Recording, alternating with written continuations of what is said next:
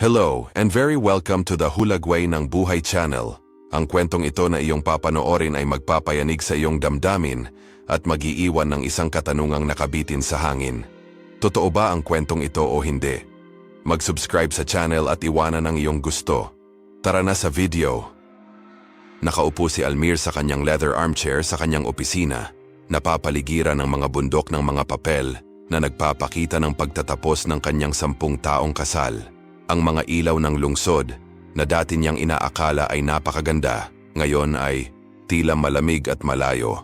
Naalala niya ang mga unang beses na nakita niya ang mga ilaw na iyon kasama si Fernanda sa kanyang tabi, nangangarap ng magandang kinabukasan. Ngunit ngayon, ang mga pangarap na iyon ay nawala at ang natitira ay isang pakiramdam ng kawalan, tulad ng isang anino na lumalaki araw-araw. Si Fernanda ang unang nagsalita tungkol sa hiwalayan. Walang sigawan o akusasyon, kalmado ang usapan, halos nagyayelo, at alam nilang dalawa na tinatanggap nila ang pagkatalo. Pagod si Fernanda, kitang-kita sa kanyang mga mata, ang bigat ng maraming gabing walang tulog. May nawala tayo sa daan, sabi niya, nanginginig ngunit matatag ang boses. Pumayag naman si Almir, bagamat hindi niya alam kung saan nagsimula ang lahat. Ang pag-ibig na dati maliwanag na ningas ay unti-unting nawala nang hindi nila napapansin. Si Almir, na palaging nakatuon sa kanyang trabaho, ay abalang-abala sa pagbuo ng kanyang imperyo kaya napalayo siya sa kung ano ang talagang mahalaga. Mahabang gabi sa opisina at palagi ang paglalakbay ang nauwi sa paghihiwalay ng dalawa. Sinubukan ni Fernanda na panatilihing buhay ang apoy, ngunit sa paglipas ng panahon, naging imposible ito. Naging estranghero silang nakatira sa iisang bahay. Naging nakakabingi ang katahimikan sa pagitan nila. Ang mga pag-uusap na dating natural ay naging tuyong salita. Malinaw ang kawalan ng komunikasyon. Ngunit ang pinakamasakit para kay Almir ay ang kawalan ng pagmamahal. Hindi na niya naramdaman ang pagtibok ng puso niya nang makita si Fernanda. May isang bakanting espasyo na, sa paglipas ng panahon, tila imposibleng punan. Noong pinirmahan nila ang divorce papers, magkahalong ginhawa at lungkot. Relief dahil sa wakas ay tinatapos na nila ang isang bagay na hindi kakayanin. Kalungkutan dahil sa ilang paraan inabandona nila ang isang bahagi ng kanilang sarili. Nawala si Almir, kinukwestiyon ang lahat ng kanyang mga pagpipilian hanggang noon. Palagi siyang naniniwala na sa pagsisikap at dedikasyon lahat ay maaayos. Pero ngayon naiintindihan na niya na may mga bagay na matatapos lang. Pagkaalis ni Fernanda sa huling pagkakataon, tila mas walang laman ang bahay ni Almir. Ang mga pader na dating puno ng tawanan at usapan, ngayon ay umaalingaw-ngaw na lamang sa mga yapak ni Fernanda, isang malamig at malayong tunog. Parang ang bawat sulok ng bahay ay may marka ng kanyang presensya. Isang presensya na ngayon ay isang eko na lamang ng nakaraan. Sinisikap ni Almir na punan ang kawalan na ito sa pamamagitan ng paglulubog sa sarili sa trabaho na may halos desperado na pagkahumaling, na para bang mapapalitan ng patuloy na aktibidad ang nawala sa kanya. Ngunit pagdating ko sa bahay, ang katahimikan ay mapang-api. Parang isang mabigat na kumot ang bumalot sa kanya ng kalungkutan, na lalo lang tumitikip sa paglipas ng mga araw. Sa pagtatangkang makahanap ng kaginhawaan, sinimulan ni Almir na dumaan sa mga lumang larawan at alaala na naghahanap ng isang sulyap sa kung ano ang naging kalagayan ng kanyang kasal. Umaasa na makakatulong ito sa paghilom ng sakit na kanyang naramdaman. Ang kalungkutan para kay Almir ay hindi lamang ang kawalan ng kausap, kundi ang patuloy na presensya na tila bumabalot sa kanya. Binalikan niya ang mga alaala at damdaming pilit niyang kinakalimutan. Mga alaala ng panahong mas simple at puno ng pag-asa ang buhay. Ang bahay na dati puno ng buhay, ngayon ay tila nababalot sa matinding katahimikan na umaalingaw-ngaw sa masasayang alaala na gusto niyang iwan ngunit imposibleng mabaliwala. Sa isa sa mga malungkot at walang katapusang gabi, habang ang kadiliman ay sumasakop sa bahay at ang mga anino ay sumasayaw sa mga dingding, si Almir ay gumagala ng walang patutunguhan. Bumaba ang kanyang tingin sa isang lumang drawer sa opisina, isa sa mga huling paalala ng mga panahong tila napakalayo na. Napabuntong hininga, hinugot niya ang drawer at sinimulang halukayin ang laman nito. Umaasang makakahanap siya ng makakapagpaalis sa kanyang isipan sa durog na kalungkutan. Pagkatapos ay nakakita siya ng isang lumang litrato na nakabaon sa ilalim ng mga dilaw na papel at mga lumang bagay. Makikita sa larawan ang dalawang kabataang nakangiti sa harap ng maaraw na dalampasigan. Ang imahe, na medyo sinusuot ng panahon, ay parang isang sulyap ng walang hanggang tag-araw, ibang-iba sa lamig ng kasalukuyan. Ang ngiti ni Annabella, ang unang tunay na simbuyo ng damdamin ni Almir, ay isang masakit na paalala sa panahong naniniwala siya na ang pag-ibig ay mananatili magpakailanman at ang kaligayahan ay abot kamay niya. Ang maningning na mga mata ni Annabella, puno ng pag-asa, ay lubos na naiiba sa pagkabigo at lungkot na nararamdaman niya ngayon. Ang bawat detalye sa larawan ay parang time capsule na dinadala si Almir sa isang mas simpleng panahon na puno ng mga pangarap. Ang araw ay mababa sa abot tanaw, naglalabas ng ginintuang kinang sa mga nakangiting mukha, at ang banayad na hangin ay nilalaro ang buhok na lumilikha ng pakiramdam ng gaan at kalayaan. Nakuha ng imahe ang isang sandali kung saan ang buhay ay tila puno ng walang katapusang mga posibilidad, at ang pag-ibig sa pagitan nila ni Annabella ay isang matatag, hindi masisira na pangako. Tiningnan ni Almir ang larawan at nakaramdam ng matinding sakit. Ito ay isang kalungkutan na nagmula sa malinaw at masakit na pagkaunawa sa kung ano ang nawala sa akin. Nakita niya ngayon ng may matinding paghihirap na kalinawan, ang panahong naniniwala siya sa walang hanggang kaligayahan. Ang pagmamahal na naramdaman niya para kay Annabella ay hindi lamang espesyal. Ito ay isang matinding apoy na nagpapaliwanag sa mundo sa paligid niya. Kahit na walang gaanong pag-aari, ang katotohanan na mayroon sila sa isa't isa ay nagparamdam na kumpleto at sapat ang lahat. Naalala niya ang mahabang paglalakad sa dalampasigan kung saan nag-usap sila tungkol sa mga pangarap at pag-asa sa ilalim ng mabituing kalangitan.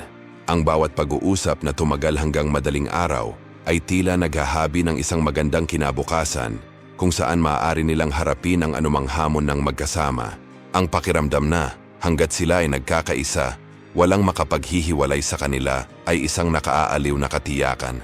Ngunit ang buhay, kasama ang mga hinihingi at inaasahan nito, ay naging walang humpay sa batang pag-ibig na iyon. Ang karera at mga inaasahan ng pamilya ni Almir ang nagpahiwalay sa kanila, at nang mawala si Annabella, isang mahalagang bahagi ni Almir ang nawala kasama niya. Sinubukan niyang punan ang natitira niyang kawalan, naghahanap ng kaligayahan sa mga bagong lugar at bagong tao. Gayunpaman, tila walang maihahambing sa malalim at tunay na pagmamahal na naramdaman niya para kay Annabella. Ang kanyang kasal kay Fernanda, bagamat sinubukan nitong maging isang bagong pahina, ay, sa isang paraan, isang pagtatangka na punan ng isang puwang na hindi kailanman mapupunan. Ang kawalan, sa kabila ng lahat ng pagsisikap na punan ito, ay naroon pa rin, hindi nagalaw at patuloy.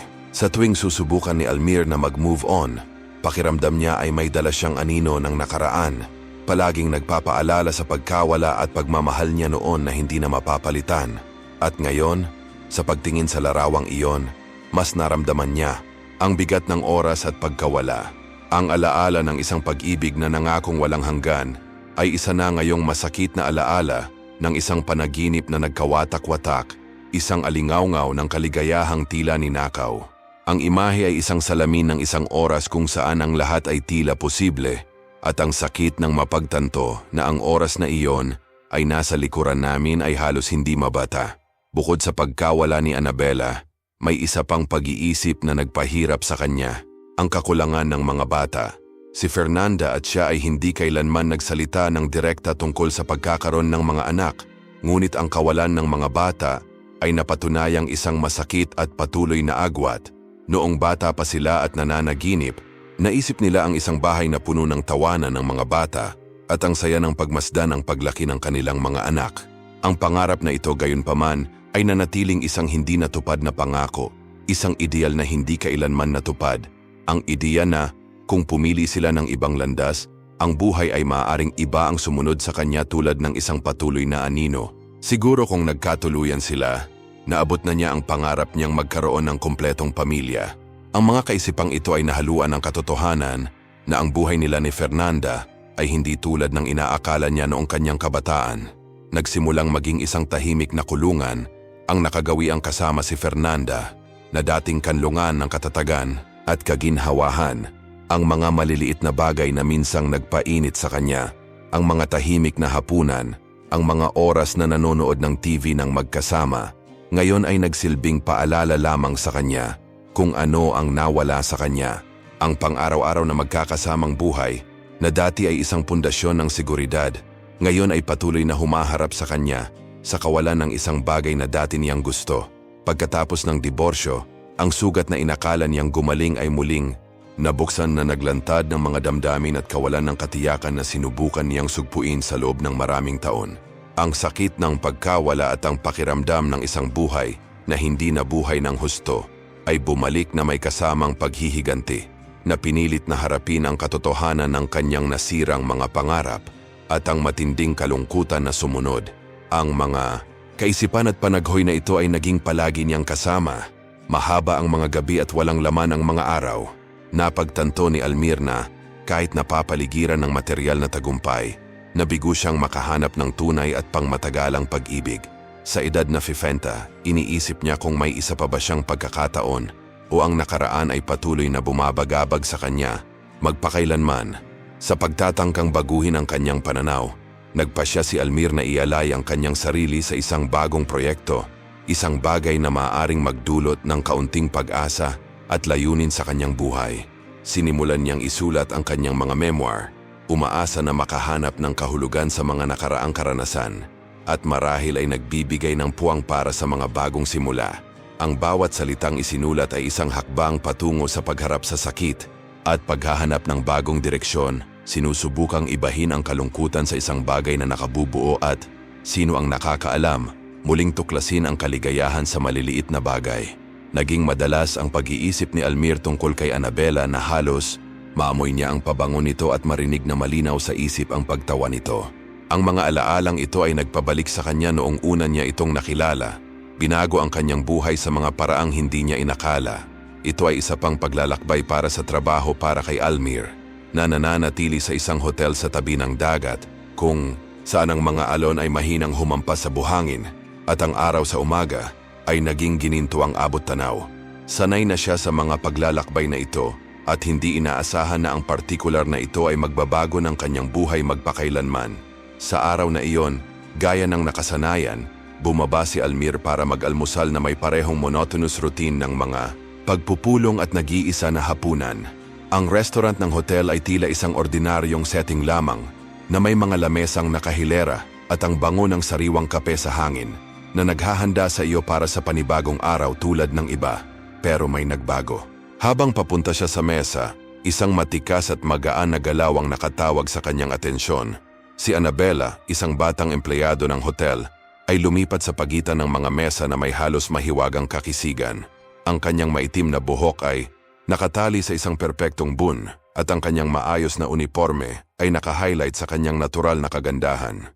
Ang kanyang mga mata, malaki at maliwanag, ay sumasalamin sa liwanag ng umaga na parang mga bituin at ang kanyang ngiti, malawak at totoo, ay nagdala ng mainit na enerhiya sa silid. Nang magtama ang kanilang mga mata, ay parang huminto ang oras. Nakaramdam ng kilig si Almir na tila naguugnay sa kanilang mga tadhana sa isang misteryosong paraan. Sa sandaling iyon, alam niyang may importanteng mangyayari sa buhay niya. Tila naglaho ang mundo sa kanyang paligid dahil hinayaan niyang maakit si Annabela. Ang katiyakang may kakaibang nangyayari ay nagbigay kay Almir ng bagong pag-asa at isang kislap ng posibilidad sa gitna ng kanyang nakakapagod na gawain. Nagsimula siyang maghanap ng mga dahilan para gumugol ng mas maraming oras sa hotel. Maaga siyang nagising para mag-almusal at nagpahaba ng gabi sa bar para lang makasama si Annabela ng ilang minuto. Hindi siya tulad ng sinumang babae na nakilala niya. Ang kanyang pagiging simple at dalisay na paraan ng pagtingin sa mundo ay nabighani sa kanya. Pinag-usapan nila ang lahat at wala. Pinagtawanan ang mga nakakatawang biro. At ang nagsimula bilang isang atraksyon ay naging mas malalim. Ang koneksyon sa pagitan nila ay malakas at totoo. Ibinahagi ni Annabela ang kanyang mga pangarap na maglakbay sa mundo at bumuo ng isang mas mahusay na buhay kahit na walang gaanong. Ang kanyang determinasyon ay nagbigay inspirasyon sa kanya. Si Almir naman ay nagbukas sa kanya tulad ng dati na ibinahagi ang kanyang mga ambisyon at takot. Kasama si Annabela, maaari siyang maging sarili nang walang pagpapanggap o maskara. Gayunpaman, hindi ito naging madali.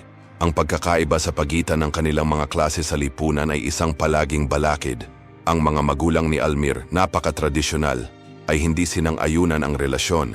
Hindi nila naintindihan kung ano ang nakita ng kanilang anak sa isang simpleng katulong sa hotel at sinubukan itong kumbinsihin na siya ay gumagawa ng isang malubhang pagkakamali na nanganganib sa kanyang reputasyon at kinabukasan. Ngunit labis ang pagmamahal ni Almir kay Annabella, kaya hindi niya pinansin ang pamumuna at pressure. Ang kanyang damdamin ay napakalakas kaya't nilalabanan nila ang lahat ng inaasahan at pagtatangi. Taglay ang determinasyon, tumayo siya sa tabi niya na humarap sa mga pamantayan at batiko sa lipunan. Naging lihim at espesyal na mga sandali ang kanilang pagkikita, malayo sa mapanghusgang mga mata. Bawat pagkikita, bawat haplos at tinging palitan ay isang pagpapatibay ng kanilang pagmamahalan at isang maliit na revolusyon laban sa inaasahan nila sa kanila. Sa isang mabituing gabi, nagpasya sina Almir at Annabella na maglakad sa tabing dagat, malayo sa mga mata. Ang tunog ng mga alon at ang kislap ng mga bituin ay lumikha ng perpektong setting para sa isang intimate at taos-pusong sandali.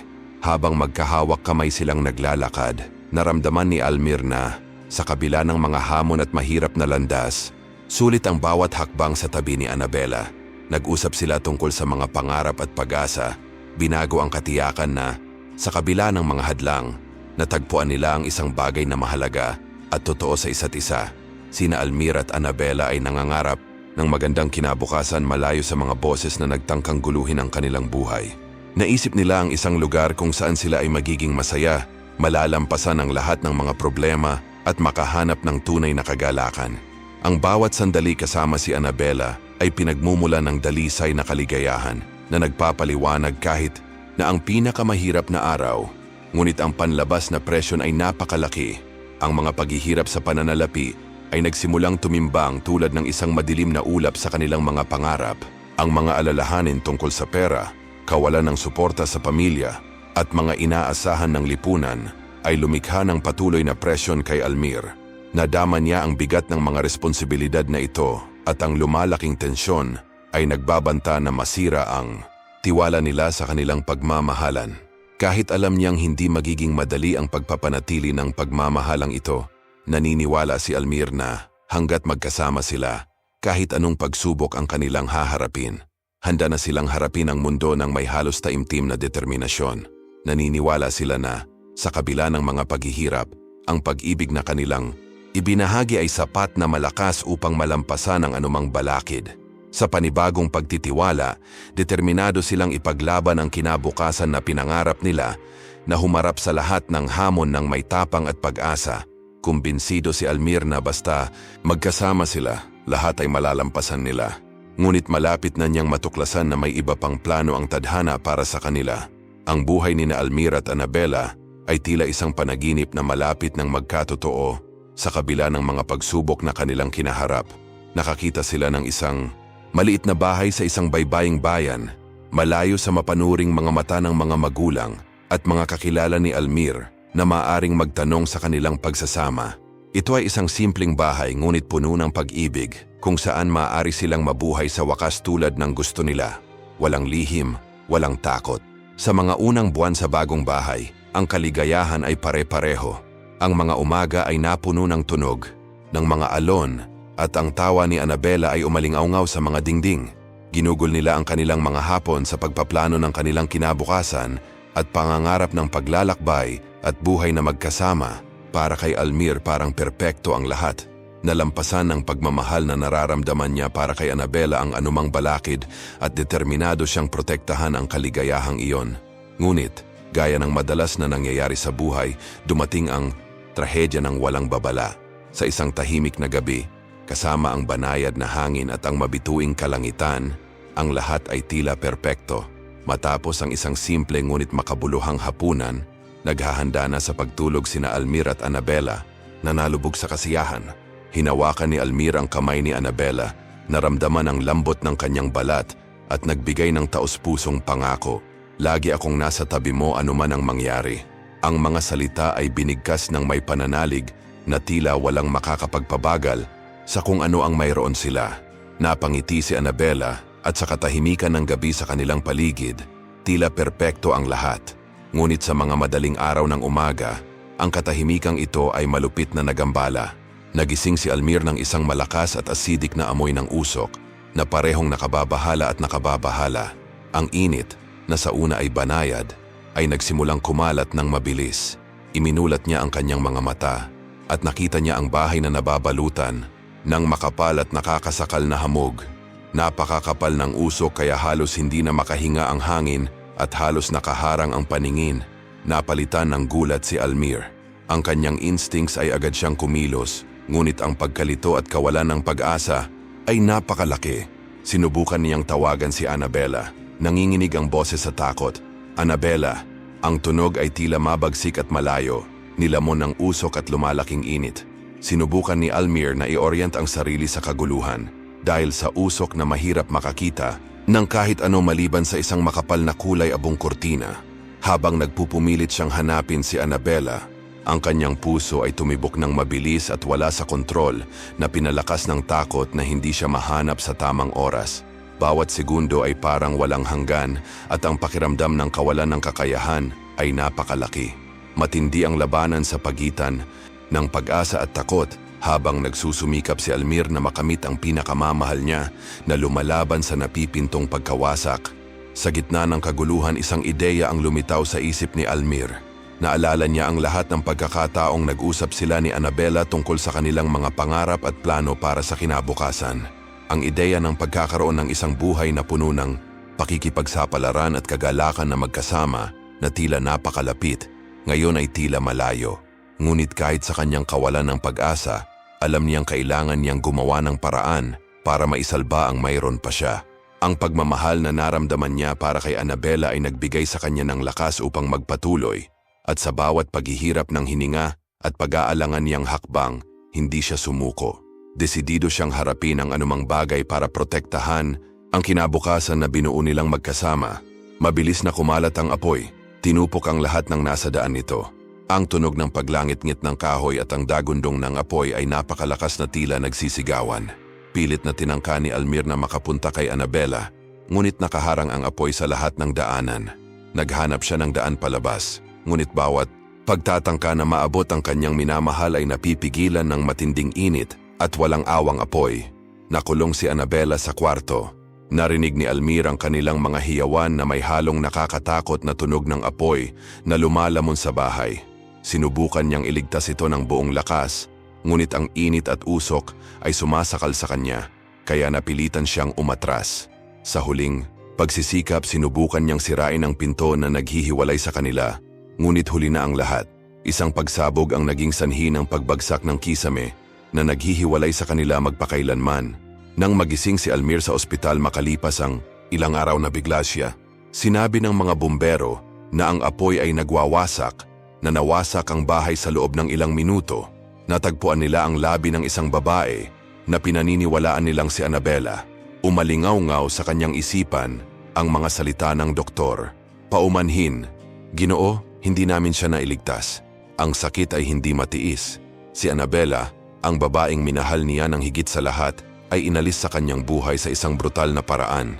Pakiramdam ni Almir ay parang may parte rin sa kanya na namatay sa apoy na iyon. Kinain siya ng guilt. Paano kung nagising siya ng mas maaga? Paano kung nagawa niyang iligtas siya? Ang mga tanong na ito ay bumabagabag sa kanya sa bawat sandali, nang hindi nagbibigay sa kanya ng sandali ng kapayapaan. Ang mga sumunod na araw ay isang ulap ng kalungkutan. Walang tigil niyang sinisisi ang sarili, at ang ideya na magpatuloy nang wala si Annabella ay tila imposible. Nawala sa isang iglap ang tawanan at pangarap na pinagsaluhan nila. Nalunod si Almir sa malalim na pagluluksa, nawala sa dilim na hindi niya alam kung makakalabas pa siya. Ang trahedya ay nag-iwan ng walang hanggang marka sa kanyang puso, isang sugat na hindi kailanman ganap na maghihilom. Pagkatapos ng trahedya, tila isang madilim na disyerto ang buhay ni Almir. Ang mundo, na dating masigla at puno ng kulay, ngayon ay nilubog sa lilim ng kulay abo at itim, na parang pininturahan ng kalungkutan. Siya ay bumalik sa lungsod, ngunit ang pagbabalik ay hindi nagdala ng kaginhawahan. Ito ay naging isang pagbabalik sa kawalan. Ang lalaking umiral bago ang apoy ay tila natupok ng apoy, na wala kasama si Annabella. Hindi lamang nasira ng apoy ang kanyang tahanan, kundi nilamon din ang esensya ng kung sino siya. Inihiwalay ni Almir ang kanyang sarili sa mundo. Tinatanggihan ang anumang anyo ng aliw o aliw. Ang kalungkutan ay naging isang malupit na bilangguan, isang hindi nakikitang kadena na nagpapanatili sa kanya na nakulong sa sakit. Tinalikuran niya ang mga taong sumubok, tumulong bawat pagtatangka na suportahan ay isang masakit na paalala ng kanyang pagkawala. Ang sakit ay napakalaki na hindi niya ito matakasan. Parang ang tanging constant sa buhay niya ngayon ay ang kalungkutan. Lumipas ang mga araw. Ang bawat isa ay mas walang laman at mapanglaw kaysa sa nakaraan. Ang trabaho na dating pinagmumulan ng katuparan, ngayon ay isang walang kaluluwang formalidad. Nagpunta siya sa opisina na parang multo, na isinasagawa ang kanyang mga gawain ng automatiko nang walang kasiyahan. Damang-dama ang katahimikan sa kanyang apartment sa kanyang pag-uwi na nagpapalakas sa bigat ng kanyang kalungkutan. Ang mga gabi ay lalong malupit. Sa dilim, tumindi ang alaala ni Annabella. Pinuhay niya ang apoy ng may kakilakilabot na kalinawan. Ang bawat detalye ng kalunos-lunos na eksena, ang init, ang amoy ng usok, ang desperadong pagtatangka na iligtas ang nawala, ay muling nag-play sa kanyang isipan na ginagawang ang pagtulog ay isang teritoryo ng takot at pagkabigo. Pinigilan ng takot at kalungkutan ang anumang kapayapaan na binago ang kanyang mga gabi sa isang walang katapusang pagbabantay ng dalamhati. Sa madilim na panahong ito bumalik si Fernanda sa kanyang buhay. Ilang taon na silang magkakilala pero hindi sila naging close. Dahil alam ni Fernanda ang trahedya na sinapit ni Almir, nagpasya si Fernanda na mag-alok ng tulong. Inabot niya ito ng may kabaitang hindi niya alam na kailangan niya. Noong una ay lumalaban siya, ayaw niyang makita ng sinuman kung gaano siya kasira. Ngunit si Fernanda ay matiyaga at matiyaga, laging naroroon at maunawain nang hindi pinipilit. Para siyang sinag ng sikat ng araw sa gitna ng kanyang kadiliman at dahan-dahan siyang nagsimulang magdala ng kaunting liwanag at pag-asa sa buhay ni Almir. Unti-unti nang pinayagan ni Almir si Fernanda na makalapit. Bagamat walang pag-iibigan, sa pagitan nila, nagkaroon ng tahimik na pagkakaibigan at pagkakaunawaan na pareho nilang sinisikap na malampasan ang mga paghihirap na dinala sa kanila ng buhay. Hindi sinubukan ni Fernanda na palitan si Annabella at iyon ay isang bagay na lubos na pinahahalagahan ni Almir. Siya ay isang tunay na kaibigan, isang taong handang makinig at nariyan para sa iyo nang hindi humihingi ng anumang kapalit. Sa paglipas ng panahon, nabawasan ang kalungkutan ni Almir kahit na naroon pa rin ang kawalan sa loob niya. Tumulong si Fernanda na muling ayusin ang kanyang buhay. Hinikayat siyang bumalik sa trabaho at makipag-ugnayan muli sa mundo. Nagsimula silang gumugol ng mas maraming oras na magkasama, kumain ng hapunan o naglalakad lamang sa parke. Bagamat ang mga sandaling iyon ay hindi na puno ng tawanan o engrandeng kilos, may kalmado na nakaaliw si Almir. Sa kalaunan, ang pagiging malapit na ito ay humantong sa hindi inaasahang pagpapalagayang loob. Hindi ito ang uri ng pagmamahal na naramdaman ni Almir para kay Annabella, ngunit ito ay isang bagay na nagpapahina sa kanyang pakiramdam na nag-iisa. Nagsimula silang magbahagi ng higit pa sa mga tahimik na sandali, isang kama, isang buhay. Alam ni Almir na hindi iyon ang labis na pag-ibig na dati niyang nakilala, ngunit naisip niya na baka sapat na iyon para tulungan siyang magpatuloy. Sa kabila nito, hindi siya tuluyang iniwan ng multo ni Annabella. Patuloy siyang napanaginipan at pinalikan ang mga masasayang sandali na pinagsaluhan nila na naging dahilan para mahirapan siyang ibigay ng buo ang sarili kay Fernanda. Mukhang napagtanto niya ito, ngunit hindi niya ito binanggit. Namuhay silang magkasama, ngunit may bangin sa pagitan nila, isang bakanteng espasyo na hindi kailanman mapupuno. Habang sinusubukang bumuo ng bagong buhay kasama si Fernanda, alam ni Almir sa kaibuturan ng kanyang puso na siya ay naipit pa rin sa nakaraan. Si Annabella at ang alaala ng kanyang kinakatawan ay mga anino na nagbigay kahulugan sa kanyang pag-iral.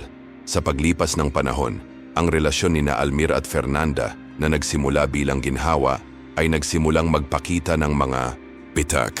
Nagbahagi sila ng buhay, ngunit ang tunay na pag-ibig, ang nagpapabilis ng tibok ng puso at kumikinang ang mga mata, ay hindi kailanman namumulaklak sa pagitan nila.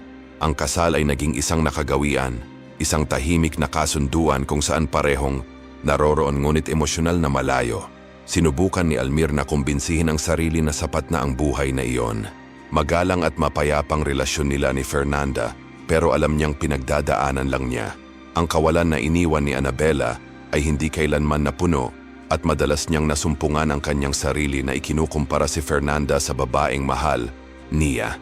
Kahit na walang ibig sabihin, inilagay niya si Annabella sa isang pedestal, isang idealized na paalala ng kung ano ang kanyang napalampas sa kanyang kasalukuyang buhay. Mukhang napansin din ni Fernanda ang distansyang ito. Nakita niya sa mga mata ni Almir na wala ito, nawala sa pagitan ng nakaraan at kasalukuyan. Ang mga pag-uusap sa pagitan nila ay naging mababaw at ang mga sandali ng intimacy ay naging bihira at mekanikal. Alam nilang dalawa na may kulang, ngunit iniwasan nilang harapin ang sitwasyon. Para silang naglalakad sa manipis na yelo, natatakot na masira ang marupok na kapayapaang nananatili pa rin sa pagitan nila. Sa isang tahimik na hapunan, tuluyang naputol ni Fernanda ang ikot. Sa mahinahon ngunit matatag na boses, tumingin siya sa mga mata ni Almir at sinabing, "Alam nating pareho na hindi ito gumagana. Mahal mo pa rin si Annabella. At ako, kailangan ko ng higit pa. Ayokong patuloy na mamuhay ng ganito, nang walang pagkakataong makahanap ng tunay na kaligayahan." Parang suntok sa tiyan ang tinamaan ng kanyang mga salita kay Almir. Alam niyang tama siya. Sa kabila ng guilt at feeling of debt sa lahat ng ginawa ni Fernanda para sa kanya, hindi na niya maitatanggi ang katotohanan. Walang laman ang kanilang kasal at pareho silang karapat-dapat na mas mabuti. Masakit ang sumunod na pag-uusap, ngunit nakakapagpalaya din. Nagsalita sila ng tapat tungkol sa kanilang mga pagkabigo at kung ano ang nawawala sa pagitan nila mula sa simula. Pagkatapos ay, nagpasya sila na ang diborsyo ang tanging solusyon. Walang malaking away, walang mapait na salita. Ang proseso ay simple at mabilis. Halos para silang pareho ay hinalinhan upang sa wakas ay magpatuloy. Noong araw na nilagdaan nila ang divorce papers, binigyan ni Fernanda ng huling yakap si Almir, wishing him the best. "You need to find your peace, Almir," mahinang sabi nito bago umalis.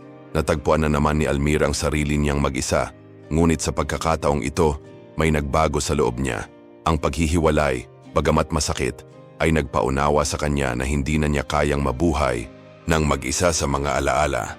Si Annabella ay palaging magiging bahagi niya, ngunit kailangan niyang matutunang bitawan ang nakaraan kung gusto niyang makahanap ng anumang kaligayahan sa hinaharap. Sa bagong pangunawang ito, sinimulan ni Almir na sumulong. Ang proseso ay mabagal at puno ng kalungkutan, ngunit gumawa siya ng malay na pagsisikap na magbukas sa mga bagong tao. Kahit na ang paghahanap ng mga bagong koneksyon ay isang nakakatakot na hamon, determinado siyang makahanap ng ilang uri ng kaginhawahan mula sa kawalan na iniwan ni Annabella. Ang bawat bagong pagtatagpo ay isang maliit na liwanag sa dilim, at unti-unti siyang nagsimulang maniwala na marahil, isang araw, siya ay tunay na makakatagpo muli ng landas tungo sa kaligayahan. Sa tuwing susubukan ni Almir na makipagrelasyon sa isang bago, para siyang naglalakad sa isang patlang na puno ng mga emosyonal na stepping stones. Sinuri niya ang bawat kilos, bawat ngiti, bawat salita na may halos nakakahumaling na katumpakan.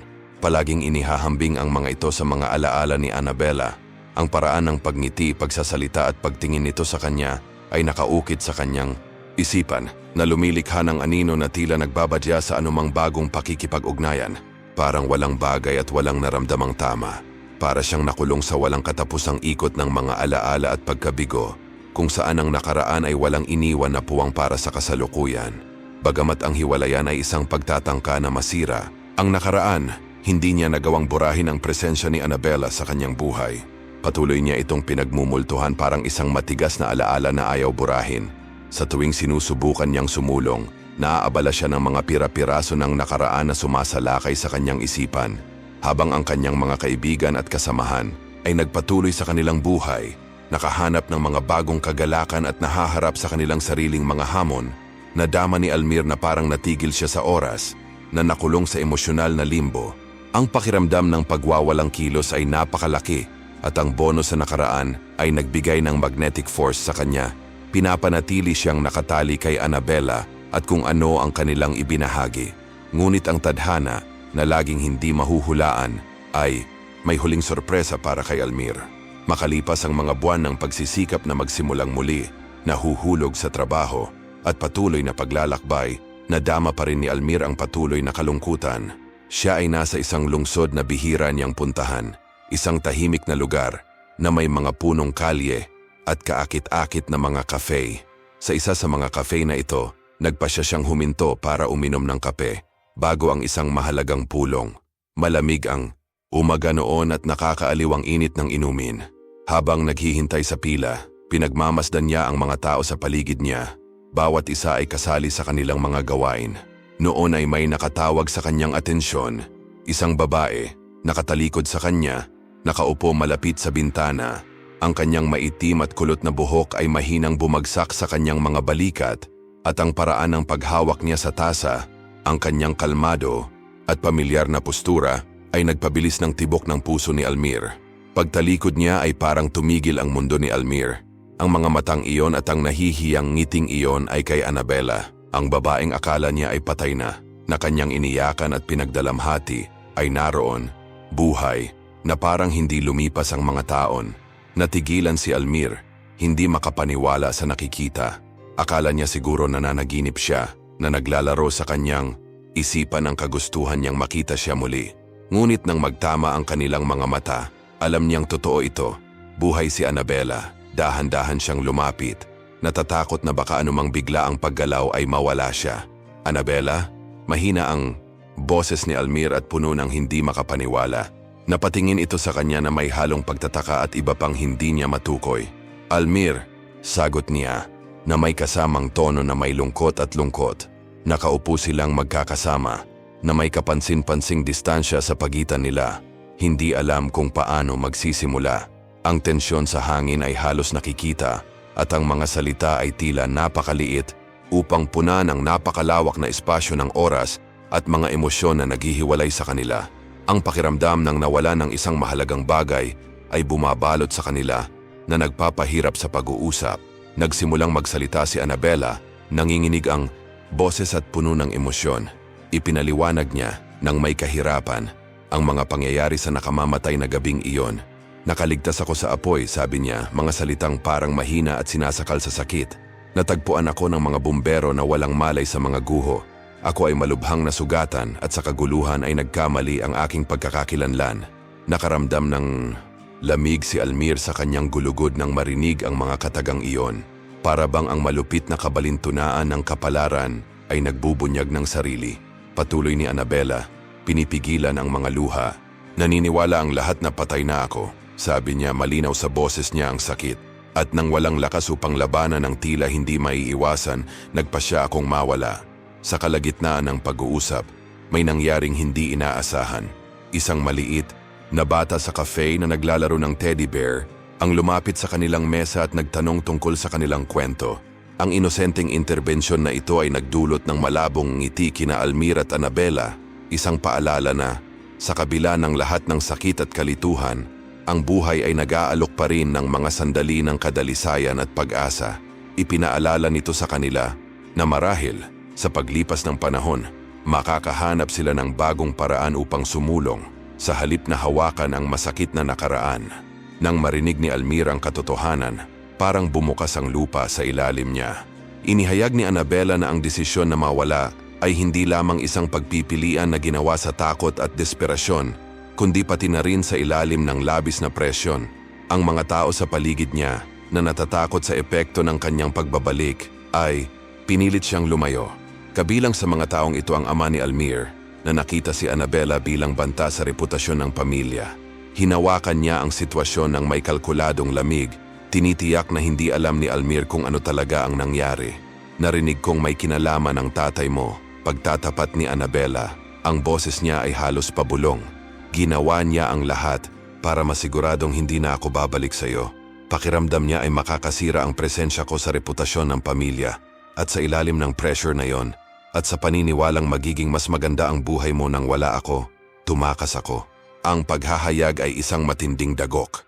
Ang pagtuklas na ang desisyon ni Annabela ay naiimpluwensyahan ng mga panlabas na puwersa at na ang kanyang sariling ama ay tumulong sa paghiwalayin sila, ang nagbunsod kay Almir sa isang alon ng magkasalungat na damdamin. Ang sakit ng pagkawala galit sa pagmamanipula at kawalan ng kakayahan sa harap ng katotohanan, ay halos hindi mabata. Sa wakas ay kinakaharap na niya ang realidad ng paghihiwalay at ang mga power play na nakaapekto sa kanilang buhay. At ang proseso ng pagharap dito ay nagsisimula pa lamang. Pero meron pa. Ibinunyag ni Annabella na, matapos tumakas, natuklasan, niyang buntis siya. Nagsilang siya ng isang lalaki, si Kevin, na ngayon ay 8 taong gulang na. Mag-isa siyang pinalaki ni Annabella, sa takot na kapag bumalik siya sa buhay ni Almir, ay lalo lang siyang magdadala ng paghihirap. Nabuhay siya ngayon sa ilalim ng pangalang Marieta, sinusubukang iwanan ang nakaraan, ngunit hindi niya ito lubos na nakalimutan. Halos hindi maproseso ni Almir ang ipo-ipo ng emosyon. Hindi lamang niya natagpuan ang pag-ibig sa kanyang buhay, ngunit natuklasan din niya na mayroon siyang isang anak na hindi niya alam na umiiral. Naghalo ang sakit, pagkabigla at ginhawa sa isang bagyo sa loob niya. Pakiramdam niya ay nagsimula ng mamuo ang mga luha niya, ngunit pilit niyang pinipigilan itong bumagsak. Napakaraming tanong, napakaraming gustong sabihin, ngunit ang mga salita ay hindi dumating. Napatingin sa kanya si Annabella, or rather Marieta, with a look full of regret. Alam niyang wala siyang sinabing makakabawi sa mga nawalang taon, ngunit handa siyang subukan. "Almir," she said, her voice almost a whisper, "I know I can't change the past, but maybe we can find a way to move forward together." Umalingaw-ngaw sa isipan ni Almir ang sinabi ni Annabella habang pilit niyang inuunawa. Ang lahat ng natuklasan niya, parang natanggal ang kurtina ng mga sikreto na nagsiwalat ng realidad na hindi niya akalain. Ang babaeng minahal niya ng husto, na pinagluksan niya ng maraming taon, ay buhay, at higit pa rito, nagkaroon siya ng isang anak na lalaki. Ngunit kasabay ng paghahayag na ito, ay dumating ang mga masasakit na tanong at galit na hindi niya maalis-alis. Huminga, nang malalim si Almir, sinubukang maging kalmado. Napatingin siya kay Annabella na ngayon ay sobrang lapit na, pero at the same time, parang ang layo. "Bakit, Annabella? Bakit hindi mo man lang sinabi sa akin? Bakit mo ako hinayaang maniwala na patay ka na?" Malinaw ang sakit sa boses niya. May halong pagkalito at hinanakit na namumuo sa loob niya. Napatingin si Annabella. Nanginginig ang mga kamay. Hawak ang halos walang laman na tasa ng kape. "Almir, gusto kong sabihin sa'yo. Gusto kong bumalik sa'yo. Pero natakot ako. Nahanap ako ng tatay mo sa ospital. Nanghina ako at natatakot. Sinabi niya sa akin na kung talagang nagmamalasakit ako sa'yo, dapat akong lumayo. Nakarapat dapat ka sa isang mas magandang buhay, malayo sa isang babaeng tulad ko." Parang isang talim ang kanyang mga salita, ngunit sinimulan nitong puna ng mga puwang na palaging nararamdaman ni Almir tungkol sa nakaraan. Alam niyang malakas ang opinyon ng kanyang ama tungkol sa relasyon nila ni Annabella, ngunit hindi niya akalain na darating ito sa puntong ito. "Ama ko," bulong niya na may halong hindi makapaniwala at galit. "Pinilit kanyang umalis, baguhin ang pagkatao mo at ilihim ang anak natin?" Tumango si Annabella, puno ng luha ang mga mata. "Oo, Almir, pinaniwala niya ako na ito lang ang paraan para protektahan ka, para mabigyan ka ng pagkakataong magkaroon ng buhay na inaakala niyang karapat-dapat sa iyo. Masyado akong naguguluhan at nawala, at nang malaman kong buntis ako, huli na ang lahat. Ayokong lumaki ang anak natin na napapalibutan ng away at sakit. Kaya, naging Marieta ako at sinubukan kong magsimula ulit, ngunit hinding-hindi kita makakalimutan." Sa kalagitnaan ng usapan, may nangyari. Tumilapon ang tasa ng kape ni Annabella na halos walang laman at tumama ang mainit na kape sa mesa. "Almir, sa kabila ng ipo-ipo ng mga damdamin, ay hindi maiwasang makita ito ng kaunti nakakatawa at simboliko. Marahil ito ay isang senyales na kahit sa gitna ng kaguluhan, may puwang pa rin para sa isang bagong simula, isang paalala na kahit maliit na aksidente ay maaring maging simula ng isang bagay na hindi inaasahan." At habang nililinis niya ang natapong kape, nagsimulang lumitaw ang isang maliit na pag-asa sa gitna ng sakit. Ang ideya na, marahil sa oras at pagsisikap, siya at si Annabella, na ngayon ay Marieta, ay makakahanap ng paraan upang muling buuin ang kanilang buhay at, sino ang nakakaalam, lumikha ng isang bagong kwento para sa kanilang pamilya. Nagsimulang lumakas ang galit ni Almir, na parang bagyo. Hindi niya maintindihan kung paano naging malupit ang sariling ama. Minamanipula ang lahat para paghiwalayin sila. At bakit hinayaan ni Annabella, ang babaeng mahal niya, ang kanyang sarili na ma-pressure ng ganoon. Magkahalong lungkot at matinding galit ang naramdaman niya. I wasted years, Annabella. We wasted years. All because of my father's lies and the choices he forced you to make. Si Annabella na may luha na dumadaloy sa kanyang mukha, sumagot, "Alam ko, Almir. Walang isang araw na dumaan na hindi ko ito pinagsisisihan. Natakot ako na mawala ka sa kabutihan, ngunit natapos ko ang pagkawala ng lahat. Hindi ko mababago ang nakaraan, ngunit narito ako ngayon at nais kong makilala mo ang aming anak. Karapat, dapat niyang malaman kung sino ang kanyang ama at nararapat kang maging bahagi ng kanyang buhay." Nilabanan ni Almir ang baha ng emosyon sa loob niya. Gusto niyang sumigaw at umiyak at harapin ang kanyang ama, humingi ng mga sagot. Pero higit sa lahat, alam niyang kailangan niyang isipin si Kevin, ang anak na hindi niya alam na mayroon siya. Hindi kasalanan ng bata kung bakit naging ganito ang mga pangyayari. Kailangan niyang tanggapin ang bagong katotohanan ito at humanap ng paraan para sumulong. "I want to meet my son," sabi ni Almir. Matatag ang boses, pero puno pa rin ng emosyon. "I want to be a part of his life, even if it means facing all the past between us. I don't know how we're going to get through this, Annabella, but for Kevin, we need to try." Tumango si Annabella na nagpupunas ng luha. "Hinding-hindi kita dapat iniwan. Almir, let's do this together. Let's give Kevin the life he deserves, with both parents by his side." Nang tumayo na sila para umalis sa cafe, naramdaman ni Almir ang panibagong determinasyon na lumago sa loob niya. Ang nakaraan ay puno ng sakit at pagkakanulo, ngunit alam niyang hindi niya hahayaang tukuyin nito ang hinaharap. Muli niyang nakilala si Annabella at nalaman niyang may anak siya. Ngayon, determinado siyang gawin ang anumang kinakailangan upang makagawa ng bagong simula para sa kanila. Kinabahan si Almir. Ang muling pagkikita nila ni Annabella ay naging isang ipo-ipo ng mga damdamin. Ngunit ngayon ay malapit na niyang makilala si Kevin, ang anak na hindi niya alam na mayroon siya. Magkahalong excitement at takot ang naramdaman ko. Ano kaya ang magiging reaksyon ng isang batang lalaki na lumaki ng walang ama kapag biglang pumasok sa kanyang buhay ang isang estranghero? Lalo na ang isang estranghero na talagang kanyang biolohikal na ama. Dinala siya ni Annabella sa isang maliit na parke sa isang tahimik na lugar. Ang mga puno ay malumanay na umindayog sa hangin at ang tunog ng mga bata na naglalaro sa background ay nagdala ng liwanag sa kapaligiran. Itinuro niya ang isang swing kung saan naglalaro ang isang batang lalaki na may buhok na kayumanggi na masayang tumatawa. Tumigil saglit si Almir. Pinagmamasdan si Kevin mula sa malayo. Napansin niya ang pamilyar na mga tampok sa mukha ng bata. Ang parehong mga mata na nagpapahayag na palaging nabighani sa kanya tungkol kay Annabella at isang bagay sa ngiti na nagpainit sa kanyang puso.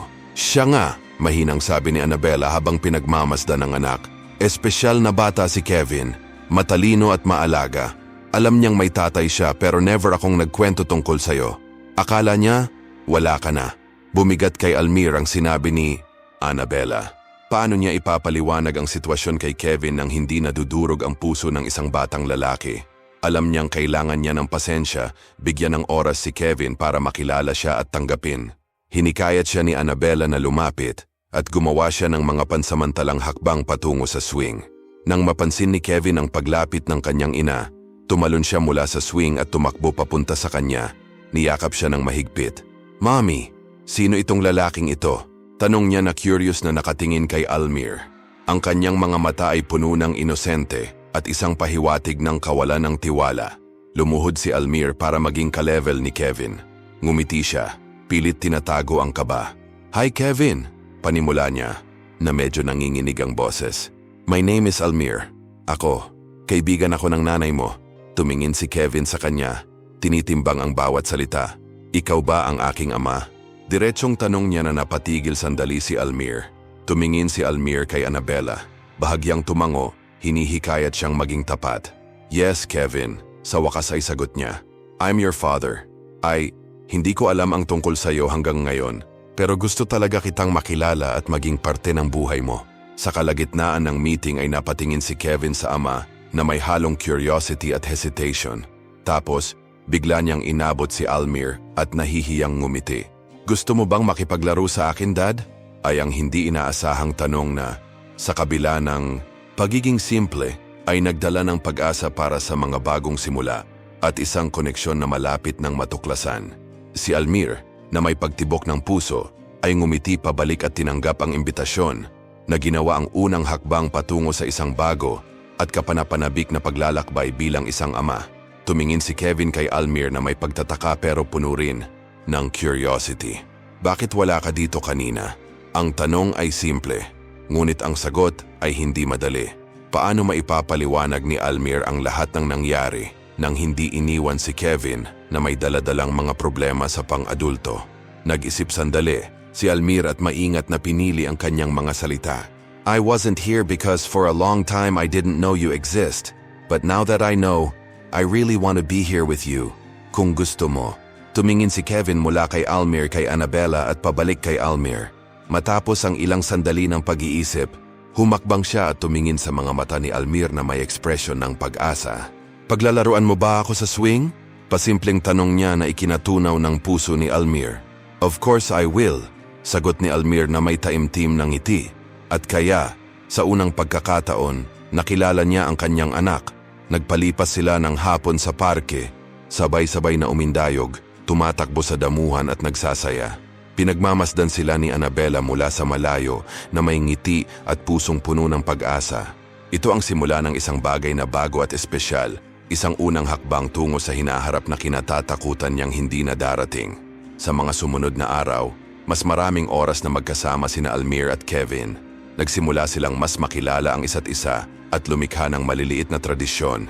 Dinala ni Almir si Kevin sa park tuwing katapusan ng linggo, kung saan tinuruan niya ang bata kung paano sumakay ng bisikleta, nakipaglaro sa kanya ng football, at unti-unti, nagsimulang bumuo ang dalawa ng isang espesyal na ugnayan sa pagitan ng ama at anak. Para kay Kevin, pinaghalong bago at kaginhawaan si Almir. Marami siyang tanong, ngunit taos-pusong pagnanais na makilala ang lalaking biglang naging mahalagang bahagi ng kanyang buhay. Desidido si Almir na huwag maging paminsan-minsang presensya, ngunit para makabawi sa nawalang oras sa abot ng kanyang makakaya. Gusto niyang maging ama na nararapat kay Kevin, isang taong mapagkakatiwalaan at maaasahan ng bata. Sa paglipas ng panahon, ang unang kawalan ng tiwala ni Kevin ay nagsimulang maglaho. Nakita niya si Almir hindi bilang isang estranghero, ngunit bilang isang taong talagang nagmamalasakit sa kanya. Ang koneksyon sa pagitan nila ay naging isang bagay na higit pa sa mga salita, na binuo sa maliliit na kilos at pinagsasaluhang pagtawa. Alam ni Almir na marami pang dapat lutasin, lalo na tungkol sa nakaraan na hanggang ngayon ay bumabalot pa rin sa kanilang lahat. Pero alam din niyang mayroon siyang pangalawang pagkakataon, hindi lang para makasama si Annabella, kundi para bumuo ng bagong buhay kasama ang kanyang anak. At determinado siyang sulitin ang pagkakataong ito. Sa paglipas ng mga buwan, nagsimulang magbago ang buhay ni Almir sa mga paraang hindi niya naisip, ngunit nagdulot ng kapayapaan at layunin. Binuo niya muli ang kanyang relasyon kay Annabella at naging aktibong bahagi ng buhay ni Kevin. Ang relasyon, na nagsimulang pansamantala, ay namulaklak na ngayon sa isang bagay na malalim at makabuluhan. Sina Almir at Annabella, pagkatapos ng labis na sakit at kaguluhan, ay nagpasya na kumuha ng bagong direksyon sa kanilang buhay. Bumili sila ng isang maliit na bahay sa isang tahimik na lugar, perpekto para sa pagpapalaki kay Kevin at pamumuhay bilang isang pamilya. Ito ay isang maliit na bahay, ngunit puno ng potensyal. Bawat sulok ay may dalang pangako ng mga bagong alaala. May isang malaking hardin kung saan pinangarap na ni Kevin na magtayo ng treehouse at isang maluwag na kusina kung saan nagtagal sina Annabella at Almir sa pagluluto ng magkasama, nagtatawanan at muling nagkonekta. Maingat na pinlano ang paglipat sa bagong bahay. Nais ni na Almir at Annabella na madama ni Kevin na ligtas at minamahal si Kevin sa panahon ng paglipat. Nasasabik si Kevin sa ideya ng pagkakaroon ng mas malaking silid at hardin na mapaglalaruan at ang ideya ng pagsasama-sama ng kanyang mga magulang ay nagpasaya sa kanya. Ito ay isang promising na simula sa isang bagong buhay, puno ng mga bagong pag-asa at mga pangarap na dapat matupad. Sa mga unang araw sa bagong bahay, tila ang lahat ay medyo mahiwaga kay Almir. Minsan sa kalagitnaan, ng gabi ay nagigising siya at iniisip kung nananaginip ba siya. Napatingin siya kay Annabella na mahimbing na natutulog sa tabi niya at narinig niya ang mahinang paghinga ni Kevin na nagmumula sa katabing kwarto. Nakaramdam siya ng init sa kanyang puso, na hindi niya maipaliwanag na para bang sa wakas ay nahuhulog na ang lahat. Siyempre may mga hamon. Natututo pa rin silang mamuhay ng sama-sama bilang isang pamilya at harapin ang maliliit na kahirapan sa pang-araw-araw na buhay. Ngunit, ang bawat hamon ay isang pagkakataon na lumago upang matuto ng higit patungkol sa kanilang sarili at kung ano ang talagang mahalaga. Nakibagay si Kevin sa bagong routine. Nagsimula siya sa isang bagong paaralan at mabilis na nakipagkaibigan. Tuwing umaga, sinasamahan siya ni Almir sa paaralan. Hawak ang kamay niya habang magkasabay silang naglalakad. Naging mahalaga ang mga sandaling ito para sa kanilang dalawa. Napag-usapan nila ang lahat, mula sa mga asignatura sa paaralan hanggang sa mga pangarap ni Kevin para sa kinabukasan.